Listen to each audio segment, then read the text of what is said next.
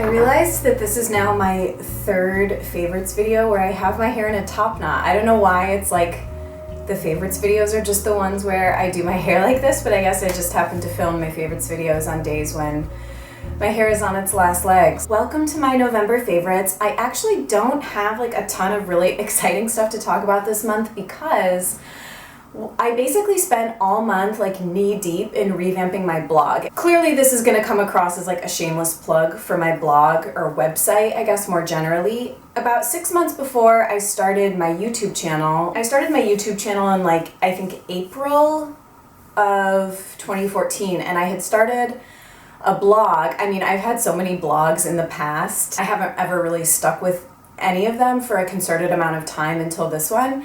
But I started L'amour et la musique as a blog about 2 years ago. So it was like 2 years ago, September.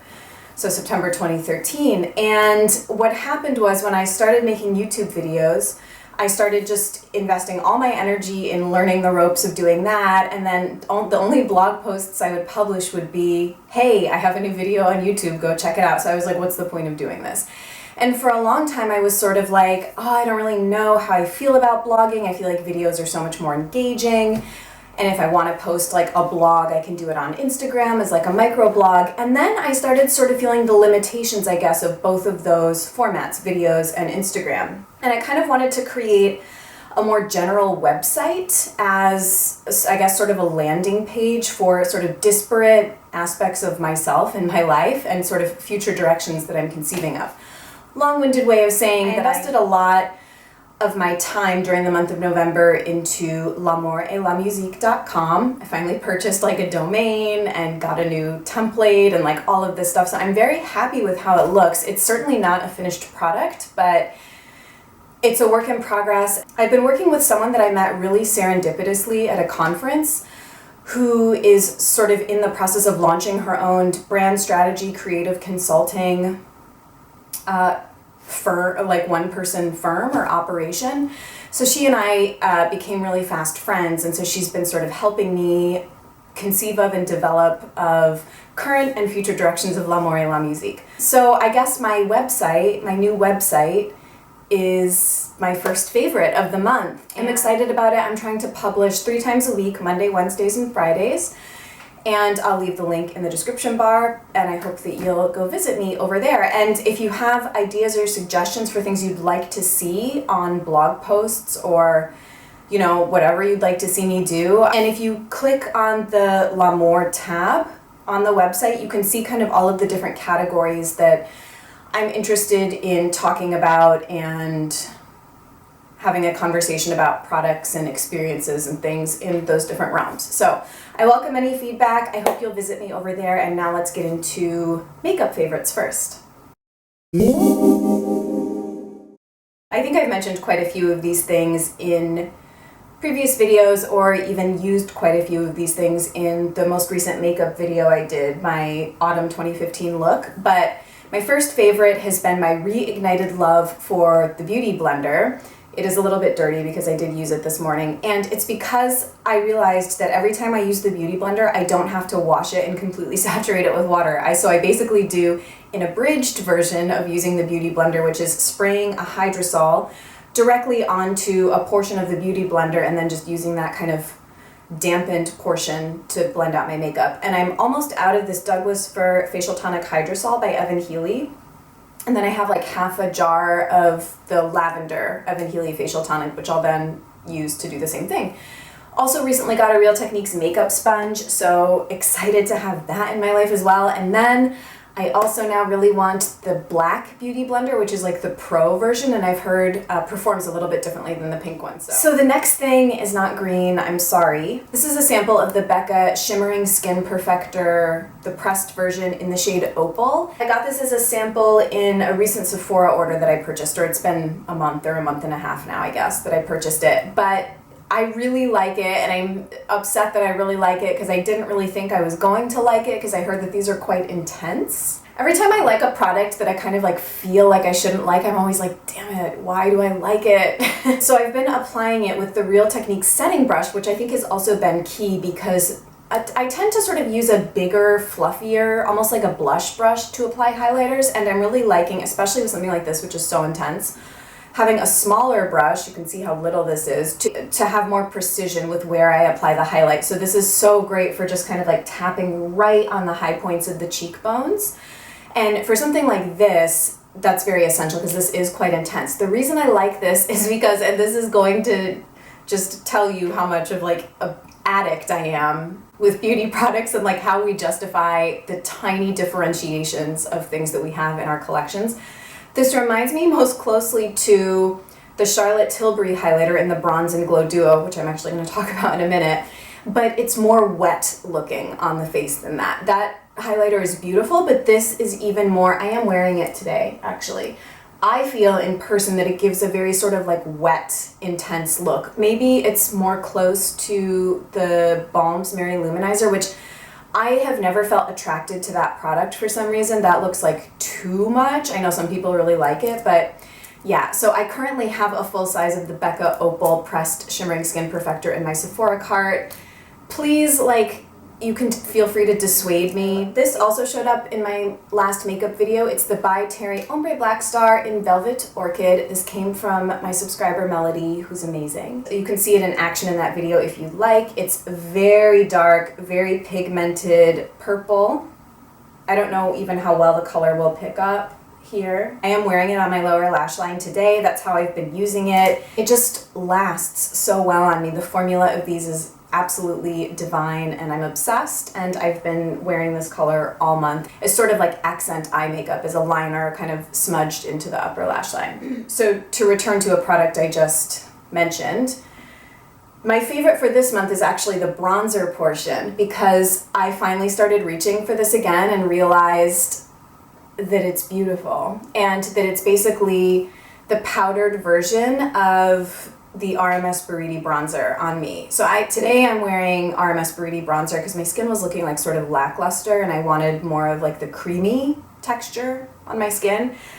But if my skin is like looking a maze when I wake up, which like doesn't happen all the time, but when it does, I've been going in with this and I apply it with the Real Techniques blush brush. I don't contour with it, I use it as a bronzer. It looks like so pretty. In my, this is what I was wearing in my skincare video, and even watching the footage back, I was like, I really do like the way it looks. It kind of gives me a very sort of sculpted, defined look with some color at the same time, and it's very easy for me to overdo it on face products like bronzer and blush. It can look like very intense on me, but yeah, reignited my love for this for sure. I have also been loving my Red Apple Lipstick Lip Exfoliator. I've been using this on the daily. I think it's a great product, and my lips have been staying in like relatively good condition. I just really enjoy using this. Just a couple swipes, I'll leave it on my lips for a few minutes. I think also what helps for me is that after it's been sitting on my lips, I take a tissue and remove all of the lip exfoliator, which I think further helps to buff and exfoliate the lips. And then I'll put on a balm to moisturize them before I put on whatever lip product I'm wearing for the day. And the two that sit in my makeup bag are the Aloe Tinted Lip Butter and the Well People Nudist Color Balm in number 7. And I really like both of these a lot. And then these aren't new, and I know that you've heard me talk about them before, but 2 nail polishes on my nails all month were Lauren B. Beauty Mulholland Drive and Trust Fund Money Buys Happiness. This is actually what's on my nails right now, this one. It's like absolute perfection, like one of my favorite polishes in my collection. This is a relatively new addition, but it's a very appropriate way for me to wear blue. It works very well on my skin tone, and this has been, as I hand model products on Instagram or in videos, this has been on my nails if you care to see it. There are definitely pictures and videos of me wearing it. Only one skincare favorite this month, just because I feel like I have sort of found a routine that I'm liking at the moment, and I did just do my AM and PM skincare routine.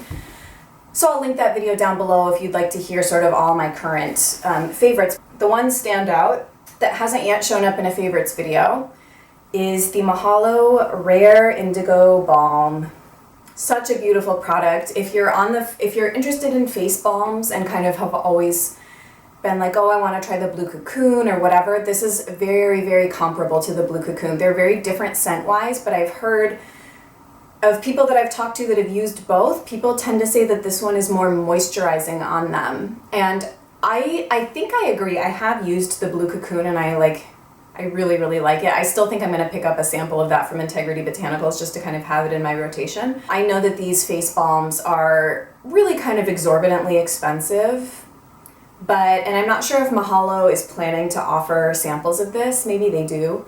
I'll double check, but I highly recommend at least trying it because it really is a beautiful product and just works really nicely over any kind of serum that you might be using. You can use it morning or night. I only use it at night, but I rambled more about this in my skincare video, so.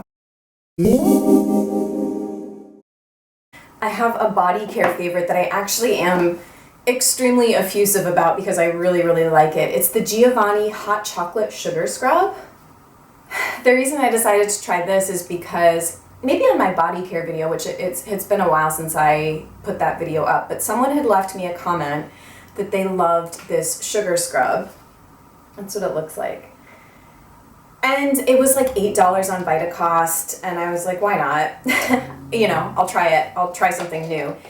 And it's just like so nice. It smells so good. If you're sensitive to fragrance or pseudo-synthetic fragrances, I would probably skip this because it is one of the more synthetic smelling products that I have, but not like in a bad way. It truly smells like a cup of hot chocolate.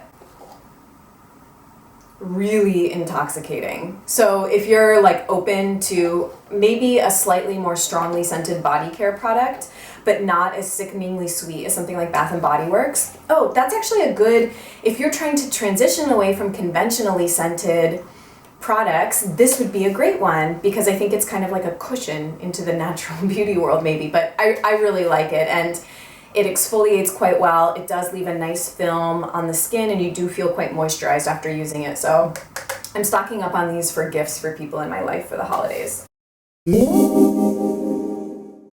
One hair care thing this month, it's the Josh Rosebrook Balance Conditioner. So this came in November's Beauty Heroes box along with the shampoo. And if you watched that video of mine, I kind of had, I don't know what adjective I would use to describe my perspective on the products. Troubled, skeptical, having issues, etc. So as a quick update to the shampoo of the Josh Rosebrook, I have gotten it to suds. However, I'm still playing around with how I like to use that shampoo. If I need to use like a pre-wash first to really kind of loosen up grime and oil around my scalp, and then use the Josh Rosebrook shampoo as kind of a stimulating, nourishing treatment in my hair. But I also find that I need to clarify after I use that shampoo. So, I mean, using an apple cider vinegar rinse is totally fine, and I do that regularly anyway. So I'm still trying to figure out the best way that I like that product, but I can say unequivocally that I love the conditioner. And I liked the other formulation of his conditioner too. I think that it was the Nourish. So it just smells really, really good. Someone told me in a comment that it smelled like fruity candies to them. To me, these have an extremely like herbal, hippie, natural scent. Maybe some other people disagree, but this is just a really nice texture. It's very pleasant to use, and I feel like it really does make the ends of my hair quite soft. You should like see my shower right now. I have so many sets of shampoos and conditioners. I'm like a little bit overwhelmed, but this is just really nice to have in rotation. I've been using it after the Inner Sense shampoo that I've been loving. So the lifestyle favorites this month are food. Thank me later. This stuff is so good. This is the Wild Friends Vanilla Espresso Almond Butter. This came from Aideen. She gets a mention in every video now, but she had sent me a bunch of like her favorite foods and snacks recently, and this came in there along with like garbanzo bean pasta and protein powder and like really fun snack bars. It was just like Christmas prematurely, but okay, I think I've had this for like a month, maybe 3 weeks, and I guess you could see more here how much I've eaten. So good. definitely tastes like almond butter, but with like an espresso undertone. It's not overpowering. It's just roasted almonds, organic agave, organic vanilla, espresso, and sea salt. They also have like different kind of like boutique peanut butters and things like that. So I'm very curious to try other products from their line. You can get this on Vitacost. I don't know how much of the Wild Friends range they carry, but I'm newly obsessed. If you watched my last video, my Mercedes shops, I talked about it there, but I have been making matcha lattes with Apotheker's honey sweetened vanilla marshmallows dropped in, and it's just like, it's so good. It just like makes me so happy. A matcha latte is like pretty easy to make. I'm sure I'm not doing it in the most like technically correct way, but usually I'll pour in like 1/2 to 3/4 of a cup of either almond milk or hemp milk or sometimes whole milk, depending on what I'm feeling like, and then I'll kind of top it off with another 1/2 cup of water just to keep it sort of not so thick. Sometimes I want it really thick, sometimes I don't. You're supposed to do a teaspoon of the matcha powder, so that's what it looks like. So I just heat up the milk water combo, sprinkle in a teaspoon of matcha and whisk it up. It does clump up a little bit, so if anyone is a matcha latte expert and wants to tell me how to prevent the clumping, maybe I need to whisk it first in a small amount of liquid and then pour it in. Why am I like giving so much detail about this? Yes, you just basically whisk it up and let the flavors meld. Pour it into a mug, and then I tear up one of these marshmallows into that. The flavor of matcha is really very kind of like sweet and mild. I think because I'm so used to foul tasting green powders like E3 Live and spirulina and chlorella, and even my like amazing grass, wheatgrass, barley grass, whatever trio that I put into protein shakes. This is like candy compared to that, so it's just really enjoyable. I have a fashion favorite this month, and it is this pair of leggings from Zara, and I love them. I'm going to try and insert a clip of me wearing them so you can see them on, because just holding them up really doesn't do them justice. But I picked these up, I think in September, and they had like a whole little display of leggings, and I liked these specifically because of this detailing that runs down the side of the pant. But they're just a very sort of like simple construction. They have sort of an equestrian jodhpur-esque look. They're just so versatile. They're really, really flattering. They're really comfortable. They're quite high-waisted. And I've just been getting a lot of use out of them. So for music, this month I finally found my love for the underground DJs of Romania. So I know that this is like a super niche thing to talk about, but Romania and Eastern Europe in general is really like a huge hub of underground dance music right now. There's like a lot of festivals happening and really good artists coming out of these places. And so in particular, I've been very into Herodot, Telluric, and Melody. I'll direct you to a couple of things I've been listening to this month, in particular a mix that Herodot did. I think it's like a 2 or 3 hour mix on SoundCloud. That's really good to just kind of have as background music. And then I'll link below a couple Telluric and Melody tracks that I've been blissing out over. My last track that I've like been listening to obsessively in the car specifically is a techno track, and again, that's like another discussion probably for a music post on my blog, like deep house versus minimal techno versus house versus techno, and kind of all these subgenres. It's a very sort of like out of character for me, but if you're a techno head, you need to listen to this. It's called Signs by Howling, and I think it's pronounced Rodhad remix. It's just like OMG. Play like a little snippet for you and hope that I don't get like in trouble for doing so. There's like a cool little haunting like vocal part too, hang on. It sounds really monotonous and just like playing it now for you, but it's really good. So that's it for November favorites. I thought I had nothing to talk about, and of course this I'm sure is going to be like a 20-minute video. I will look forward to seeing you guys in my next video. Thanks so much for watching as always, and leave me any questions or comments. Let me know what you've been loving this month. I'd love to hear, and I appreciate so much all of your comments and suggestions and everything. I really make it a point to respond to everyone individually, and I just hope I can always continue to do that. So I'll see you guys really soon. Bye.